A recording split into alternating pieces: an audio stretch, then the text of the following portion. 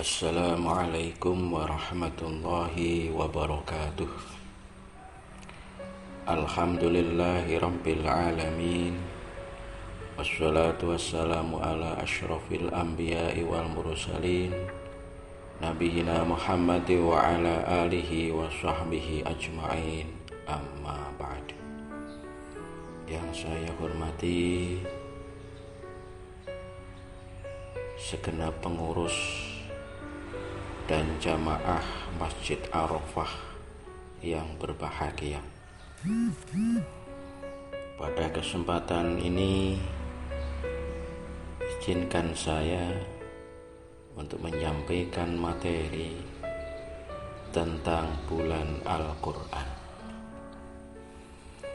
Selain dikenal dengan sebutan bulan puasa, tak kalah populer, Ramadan dikenal juga dengan sebutan bulan Al-Quran. Setidaknya terdapat dua alasan yang sering dikemukakan mengapa Ramadan disebut sebagai bulan Al-Quran. Pertama, di bulan Ramadanlah Al-Quran diturunkan kepada Rasulullah SAW, sebagaimana ditegaskan misalnya dalam Quran surat Al-Baqarah ayat 185. Syahrul Ramadan alladzi unzila fihi al-Quran hudal linnas wa bayyinatin minal huda wal furqan. Bulan Ramadan, bulan yang di dalamnya diturunkan permulaan Al-Quran sebagai petunjuk bagi manusia dan penjelasan-penjelasan mengenai petunjuk itu dan pembeda antara yang hak dan yang batal.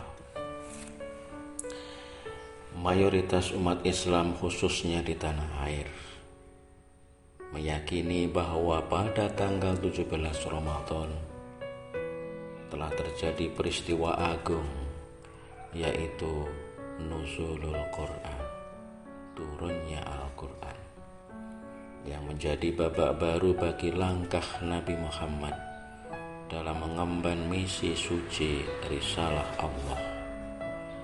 Sewajarnya pada setiap tanggal tersebut kita saksikan semarak peringatan malam Nuzulul Quran di berbagai tempat, di masjid, di musola, dan lain sebagainya.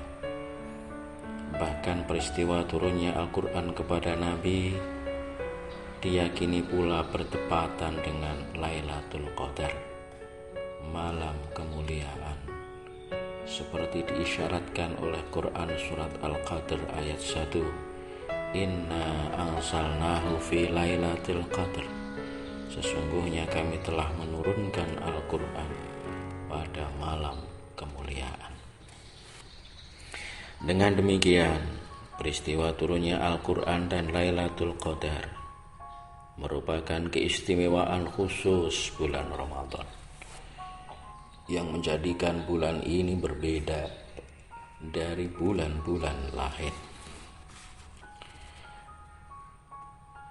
Alasan kedua, umat Islam sangat dianjurkan untuk lebih menggiatkan diri tadarus Al-Quran selama bulan Ramadan. Dalam sebuah hadis disebutkan bahwa Nabi adalah orang yang paling bersemangat menjalankan kebaikan. Semangat beliau terlihat sekali saat Ramadan. Setiap malam malaikat Jibril datang menemui beliau dan bertadarus Al-Quran bersama. Dengan kata lain, salah satu ritual favorit Nabi sebagai figur yang paling bersemangat menjalankan kebaikan di bulan Ramadan adalah membaca Al-Quran. Tidak heran, selama Ramadan alunan bacaan Al-Quran terus menggema di berbagai tempat. Memaknai Ramadan sebagai bulan Al-Quran tentu tidak sebatas menggiatkan diri tadarus Al-Quran di bulan suci ini. Sebab Al-Quran diturunkan tidak hanya untuk dibaca, apalagi cuma saat Ramadan tiba.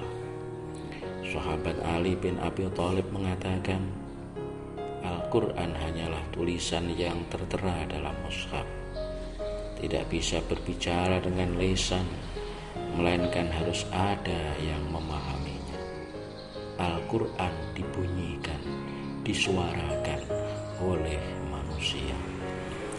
Perkataan sahabat Ali tersebut memang mengisyaratkan pentingnya membaca Al-Quran, namun tidak membaca insidental repetitif, yakni membaca hanya pada momen tertentu dan sekedar mengulang-ulang tanpa upaya pendalaman dan pemahaman. Nabi Muhammad mengibaratkan Al-Quran dengan jamuan Tuhan. Inna hadzal Qur'ana ma'dubatullah fata'allamu min ma'dubatihi mastata'tum.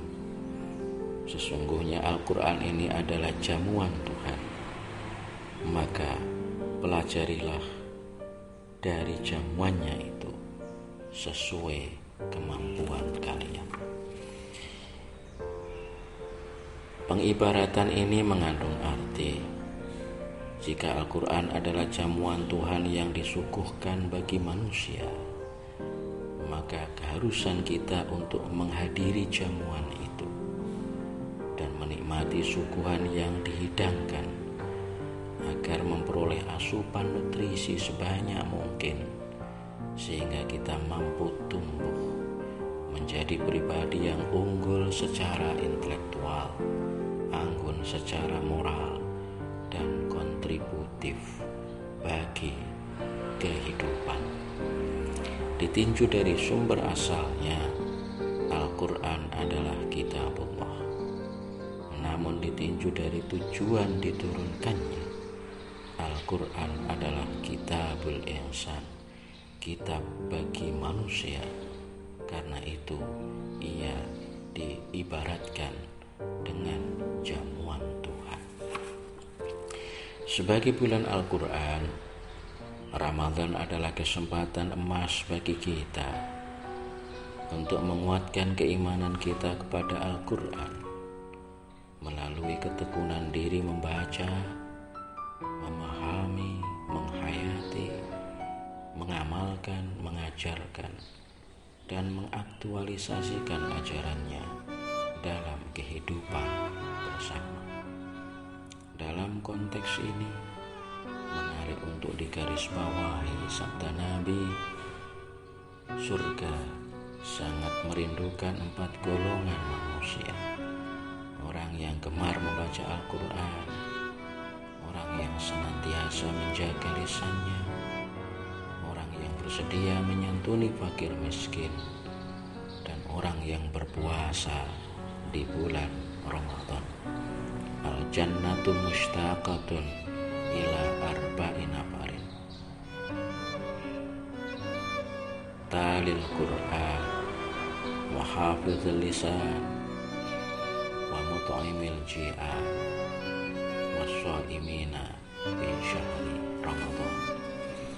Secara hermeneutis, pesan hadis tersebut bisa dijabarkan dalam kerangka adanya keterkaitan erat antara Ramadan sebagai bulan puasa, bulan Al-Quran, dan Al-Quran sebagai kitab bagi manusia dan kehidupan. Artinya sesuai isyarat hadis di atas, Ramadan sebagai bulan puasa melatih kita untuk menempa ketahanan mental.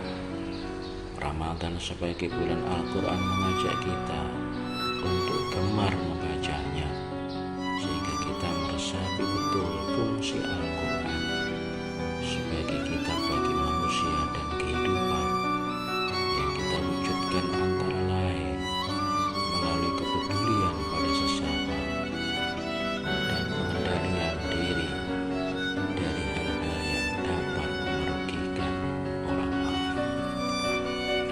Atas dasar itu, perlu direnungkan, sudahkah kedatangan Ramadan kali ini yang suasananya berbeda dengan Ramadan tahun-tahun lalu karena pandemi Corona. Kita maknai sebagai bulan puasa dan bulan Al-Quran sekaligus, supaya kita lantas dirindukan surga. Demikian sekilas materi mengenai bulan Al-Quran. Mudah-mudahan bermanfaat sebagai bahan renungan bagi kita bersama. Wabillahi taufiq wal hidayah. Assalamualaikum warahmatullahi wabarakatuh.